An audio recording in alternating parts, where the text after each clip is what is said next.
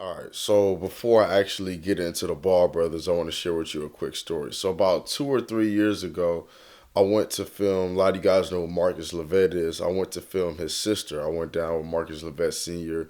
He allowed me to do some filming. You guys may have seen the video on Heart of the City. So I went down there, and before I was time for her to play, there was a game going on. So I sat down. I had one battery, so I didn't film the game. So jump ball happened. One of the skinniest players on the court got the ball. He put the ball behind his head. He got it like half court, put the ball behind his head and threw it. So I'm thinking like, okay, clearly he's throwing a pass, like a live pass, but nobody on the court was athletic, so I didn't know, I didn't know what was going to happen.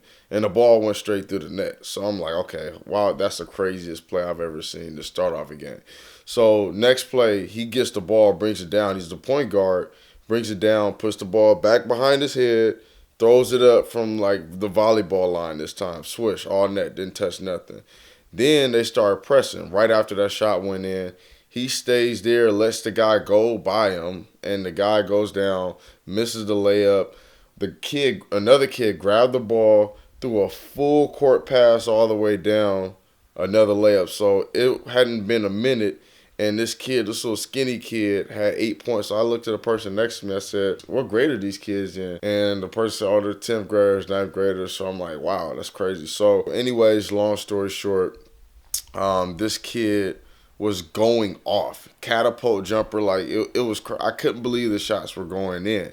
Then he got the ball, did like a 6, 7, 8 dribble combo and wiggled the kid to the ground. It was like one of the best performances I've ever seen. At the end of the game, it was like 130 to, I don't know, whatever the score was, it was like by 50 or something. So after the game, I looked down to the other side and I saw Lonzo Ball, and the only reason why I know him is because one of the guys that I trained had to match up with him, and he gave him 40. And I'm just like, who is this dude? I remember, if you guys keep up with my videos, my series, you guys know Chuck. Chuck had been telling me for the longest, you got to go see the Ball brothers. You got to see them. They're changing basketball. And me, I'm like, ain't nobody changing basketball.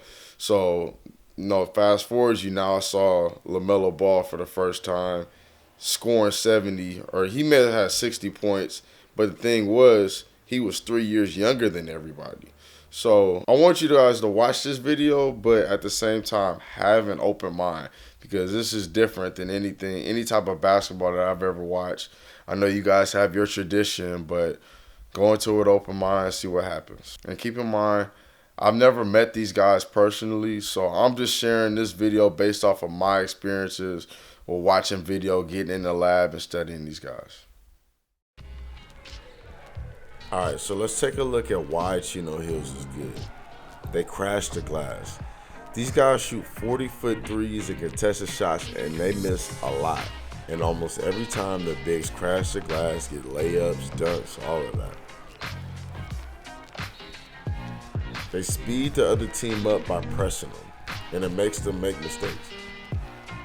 They say they don't play a lot of defense. And yeah, I've seen some plays where they just let the other team score, but let's think about it. They speed you up.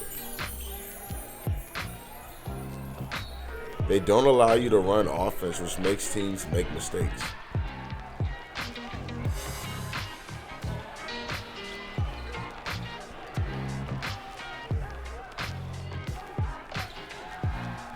They make you take low percentage shots.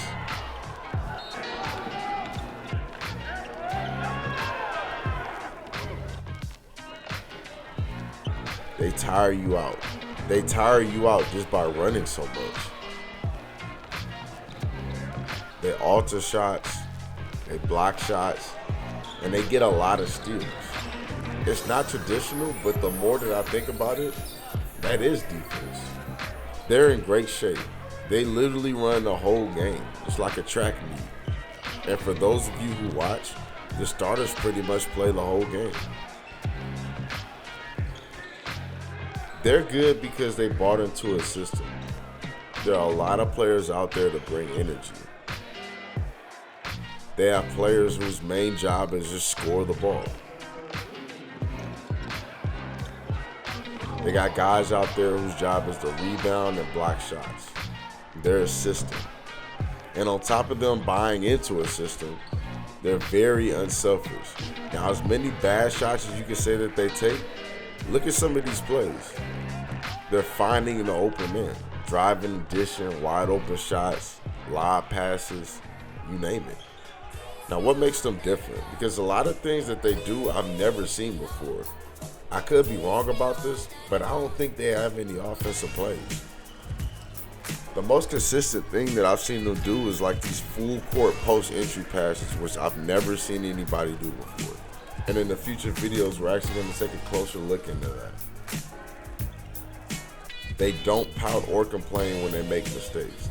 As stated before, they miss shots the whole game, make turnovers, and then come back and do the same thing over again.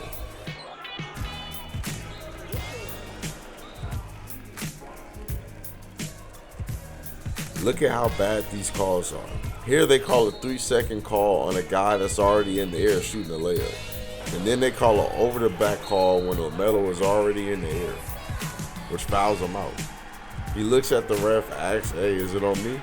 And then just walks out the game. Me, I would have been hot. Out of all the games I have, this is the worst that I've seen somebody react to a foul called on them. And to be honest with you, I don't think it's a foul. And notice how fast the players run to him and try to calm him down. In this clip right here, he fouled out too. Now, whereas you see a lot of players get super hyped when they're scoring and making crazy plays, these guys aren't even fazed by any of it. Most of the time they make crazy plays and then they just keep hooping. All the while the crowd is going crazy. Chemistry. It takes a while to develop this type of chemistry. You may try to duplicate it, but understand this. They've been doing it for a long time, since elementary school.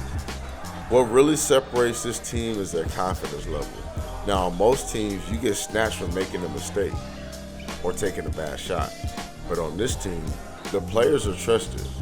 The average player will play way better if he understood that he wouldn't get snatched from making a mistake. It would allow them to build their confidence and grow into their own as a player, instead of what's expected out the average player. What just made me reevaluate everything I think about coaching. I look at these guys like artists, and one of the worst things you can do as an artist is ruin his or her creativity instead of enhancing it and letting them come into their own. You take a chance as the coach at developing the next Picasso or ruining the next Picasso.